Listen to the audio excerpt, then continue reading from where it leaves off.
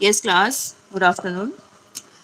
आज हम programming in C and mathematical methods, जो हमारा थर्ड पेपर है, BA BSc fourth sem third paper, उसका जो सेकंड चैप्टर है, चैप्टर 2 इंट्रोडक्शन टू सी, वो हम स्टार्ट करने जा रहे हैं।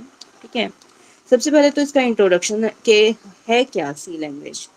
सी क्या एक प्रोग्रामिंग लैंग्वेज है जो developed at AT and T's Bell laboratory. ये है ना, कहाँ पर डेवलप्ड हुई? AT and T's Bell lab है, जो लेबोरेटरी है, उसमें ये यूएसए की है जो लेबोरेटरी, इन 1972 वहां पर ये डेवलप हुई, वहां पर ये बनाई गई। ठीक है, ये किसके द्वारा डिजाइन की गई और किसके द्वारा लिखी गई? Dennis Ritchie. ठीक है, डेनिश रिची है, डेनिश रिची।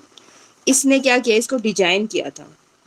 ठीक है, डिजाइन एंड रिटन बाय, ये था जिसने इसको डिजाइन किया और इसने इसको लिखा।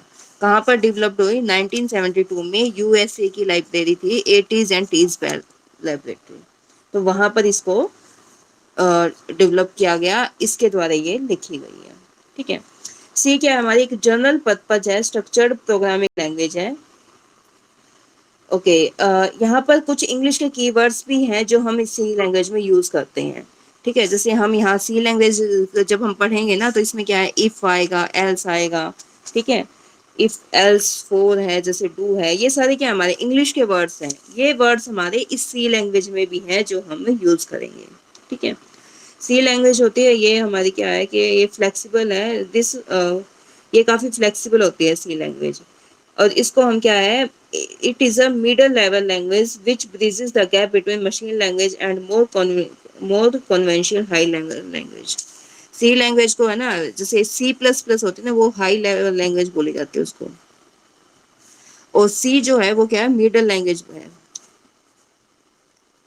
इससे पहले क्या था हमारे पास? जैसे मशीन लैंग्वेज थी, तो मशीन लैंग्वेज और हाई लेवल लैंग्वेज में एज ए ब्रिज का काम करती है ये जो हमारी सी लैंग्वेज है।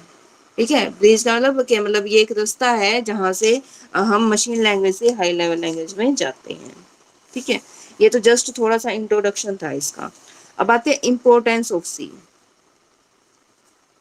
सी लैंग्वेज की क्या क्या इम्पोर्टेंस है? ये एक वेरी पॉपुलर लैंग्वेज है क्योंकि इसके मेरे अंदर बहुत सारी अच्छी अच्छी क्वालिटीज हैं। ठीक है, वेरी पॉपुलर है। क्यों पॉपुलर है? एक तो सबसे पहले इसमें सी लैंग्वेज में है कि यहाँ पर हमारे पास बहुत सारे लार्ज नंबर ऑफ ऑपरेशंस हैं जो इस लैंग्वेज में इंक्लूड होते हैं। ठीक है, very popular because it includes large number of operations with in the language. हमारे पास बहुत सारे जो ऑपरेशंस हैं, जैसे हमें करना है, वही है, जैसे मैथ्स की ऑपरेशन लगा लो, लॉजिकल है, अर्थमेटिक ऑपरेटर्स हैं, ये सब आप पढ़ोगे इसमें सारे, कि इसके अंदर क्या है, बहुत सारे जो ऑपरेटर्स हैं जो हम इसमें यूज करेंगे सी लैंग्वेज में, इस वजह से ये बहुत ज्यादा पॉपुलर है। ठीक है, सेकंड क्या है कि इसके अंदर इन बिल्ट फंक्शंस होते हैं, built in functions, built in functions. Built in functions क्या होते हैं कि इसके जो सी लैंग्वेज का एक सॉफ्टवेयर आता है, सॉफ्टवेयर के अंदर पहले से ही डले हुए हैं, यानी कि हमें जैसे इफ है, एल्स है, फोर है, डू है, तो ये सारे क्या है? बिल्ट इन फंक्शंस होते हैं। हमें कुछ नहीं करना होता उसमें, कुछ कि मतलब ये बताने का की जरूरत नहीं है कि ये हम किस लिए यूज करेंगे, ये किस लिए यूज करेंगे। इसके अंदर पहले से ही ऑटोमेटिकली क्या है कि फंक्शंस के बारे में बताया गया है कि इस फंक्शन का ये काम होता है, ये इस फंक्शन का ये काम होता है। ठीक है, बिल्ट इन फंक्शन, यानी कि इसके अंदर पहले से ही बना हुआ है, सी लैंग्वेज का जो सॉफ्टवेयर है जिसने ये सी लैंग्वेज बनाई थी, उसने इसको इस तरीके से डिजाइन किया है कि इसके अंदर बहुत सारे अच्छे अच्छे फंक्शंस पहले से ही बने हुए हैं। ठीक है, it is rich in, it provides rich and large set of built-in functions, operators and data type that can be used to write any complex program। जो किसी भी कॉम्प्लेक्स प्रोग्राम को लिखने के लिए जरूरी होते हैं, वो सारे के सारे फंक्शंस इसमें पहले से हैं। ठीक है, अच्छा, it is very reliable, simple and easy to use. सबसे ज्यादा है simple and easy to use, के इसको हम बहुत इजीली हम इसको यूज कर सकते हैं। ठीक है। फोर्थ क्या है, इसके पास इट प्रोवाइड्स 32 कीवर्ड्स।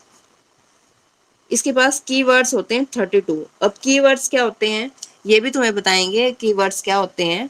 ठीक है, अभी आगे इसकी प्रॉपर डेफिनेशन आएगी। कीवर्ड्स क्या होते हैं, कुछ हमारे पास रिजर्व्ड वर्ड्स होते हैं, जैसे यही बताया, जैसे इफ है, एल्स है, फॉर है, टू है, ये सारे क्या है, कीवर्ड्स हैं हमारे।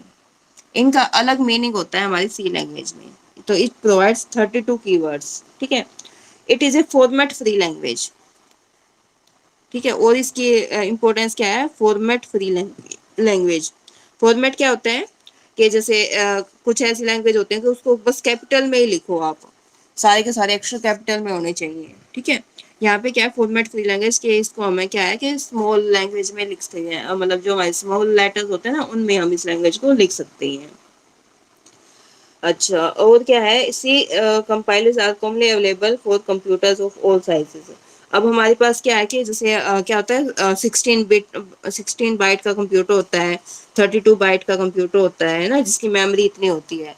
तो जो सी लैंग्वेज है वो मतलब सब साइज के कंप्यूटर में हमारा फिट बैठता है, हमारा आ जाता है। मतलब ऐसा है कि वो किसी भी, यदि जिसकी मेमोरी कम है या फिर उसमें भी हमारा चल सकता है।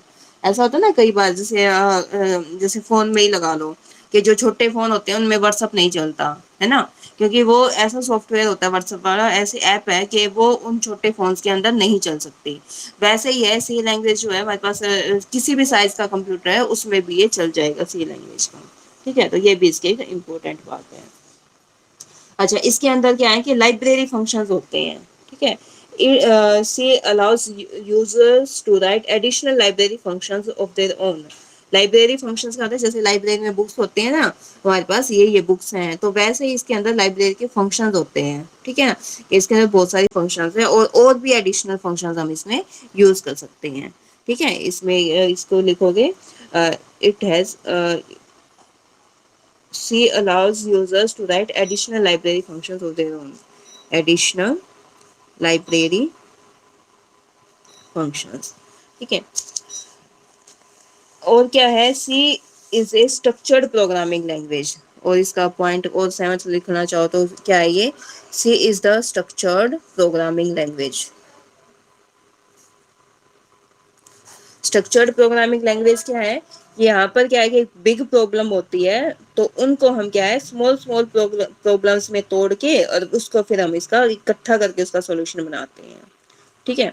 जो जैसे हमारे पास क्या होता है, बिग प्रॉब्लम है, कोई भी बड़ा प्रॉब्लम है, तो उसको हम क्या करेंगे, स्मॉल स्मॉल मॉड्यूल्स में तोड़ेंगे। मॉड्यूल्स क्या है कि छोटे छोटे उसके पार्ट कर लेंगे, पहले मॉड्यूल्स बोल दो या फिर इसके ब्लॉक्स बोल दो। ठीक है, कि उन पूरी बड़ी प्रॉब्लम को छोटे छोटे ब्लॉक्स में तोड़ के फिर उनको कंबाइन करके फिर उनको क्या है कि पूरे उसको सोल्व कर लेंगे हम प्रोग्राम को। तो ये क्या है, एक स्ट्रक्चर्ड प्रोग्रामिंग लैंग्वेज है। ठीक है। समझ आया इसकी इम्पोर्टेंस। ये ऐसे पॉइंट्स बना के लिख देना इनको, है ना, ताकि जितना ज्यादा थ्योरी में तो वही टाइप है ना, थ्योरी जो है उसमें जितना लिखोगे उतना ही कम है। जितना आप लिखते ही जाओगे उसको, ऐसे एडिंग्स डाल के पॉइंट्स में ऐसे डाल के लिखोगे तो आपको ज्यादा नंबर मिलने की चांसेस है एज कम्पेयर टू यदि आप एक पैराग्राफ लिख दोगे उसमें। तो पैराग्राफ में क्या होगा कि उसमें वो नंबर नहीं मिलेंगे इतने ज्यादा, लेकिन ऐसे पॉइंट्स बना बना के लिख दोगे ना तो आपके क्या है कि मतलब देखते ही नंबर दे देंगे जस्ट, चाहे बेशक कम पॉइंट्स लिखे हों। और थ्योरी का पूरा एक पेज भी भर दोगे तो भी तुम्हें इतने नंबर नहीं मिलेंगे, और ये अलग अलग पॉइंट्स बना के लिखना है, मतलब तुम्हें समझ आ गया ना। अच्छा, फिर है कि getting starting with C.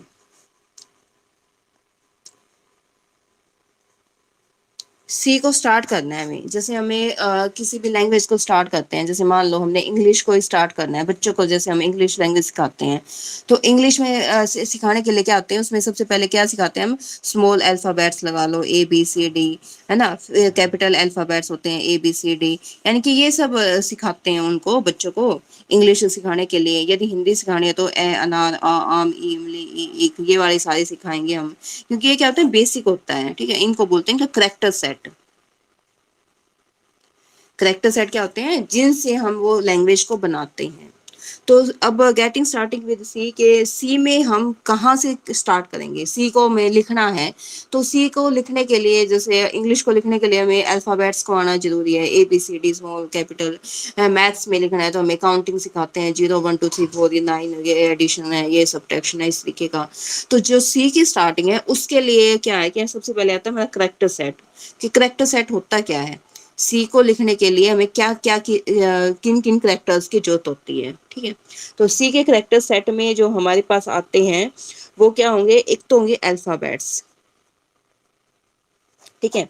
Alphabets हो जाएंगे, कैपिटल ए से लेके हमारे पास जेड तक हैं, स्मॉल ए से लेके हमारे पास जेड तक हैं, और डिजिट्स भी हमारी इसमें इन्वॉल्व होंगे, 0 से लेके 9 तक है, ठीक है। और क्या होगा, कुछ स्पेशल सिंबल्स हैं, स्पेशल सिंबल्स, ठीक है। स्पेशल सिंबल्स या फिर स्पेशल करेक्टर्स, जैसे कोमा भी हम इसको लिखते हुए यूज कर सकते हैं। ये है सेमीकोलन है ना, कोलन है, और ये नंबर साइन है, क्वेश्चन मार्क है, वर्टिकल लाइन है, ये स्लैश है, बैक स्लैश है, माइनस साइन है, प्लस साइन है, ठीक है। ये बहुत सारे सिंबल्स हैं, जैसे ये है हमारा, ठीक है, एम्परसेंट है, ये कैडेट है, टाइल्ड है, ऐसे बहुत सारे सिंबल्स हैं, स्पेशल सिंबल्स हैं जो हम यूज करेंगे इनको लिखते हुए, ठीक है। तो उसी के करेक्टर सेट में हमारे पास क्या क्या इंक्लूड हो गया, एक तो अल्फाबेट्स हो गए, लोअर अल्फाबेट्स, अपर अल्फाबेट्स हो गए, डिजिट्स होगी, और स्पेशल सिंबल्स हैं जो हम यूज करेंगे।